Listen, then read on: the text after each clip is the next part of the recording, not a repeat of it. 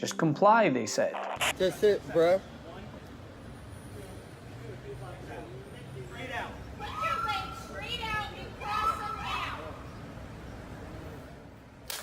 Oh, come on, bro.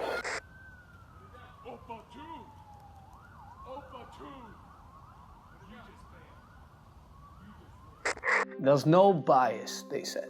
He stripped off all of his clothes and ran into the streets.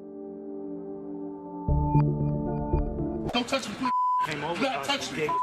Outrage sparked by this video from July.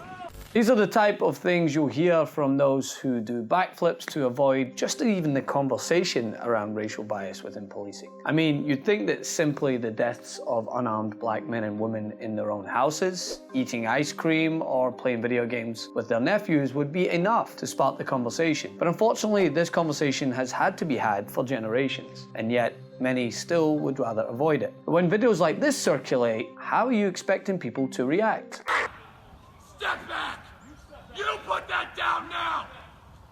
If after watching this video your mind doesn't go to Eric Gardner or Philando Castile or any of the other countless examples where unarmed black men and women have been handled with extreme force while posing no such threat compared to this individual, I want to know why. And here's the thing, as I reiterated last month when another example appeared showing a naked white man chasing officers in what almost was a parody, only to be apprehended free from harm, I commend these officers in this example and that prior one.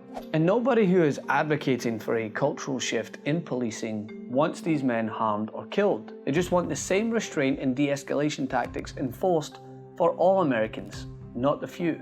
I mean, how even suggesting this can be seen as divisive, I'll never know. But then again, protesting racism is seen as divisive, so there's that. I'm not going to stand up to show pride in a flag for a country that oppresses black people and people of color. The thing about this example is it reminded me of a video not long ago where British police and American police sat down and watched an interaction, commenting on when force would be used.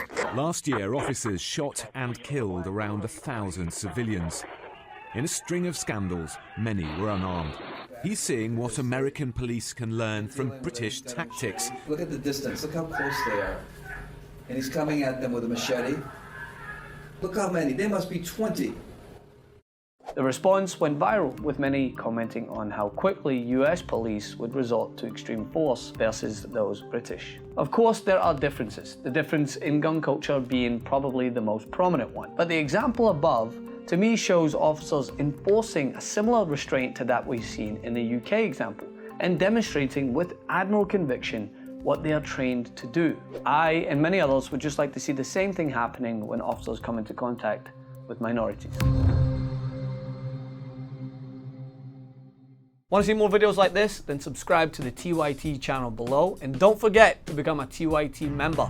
Get access for as little as $4.99 a month. Download the TYT Plus app on your phone or head over to tyt.com/join today.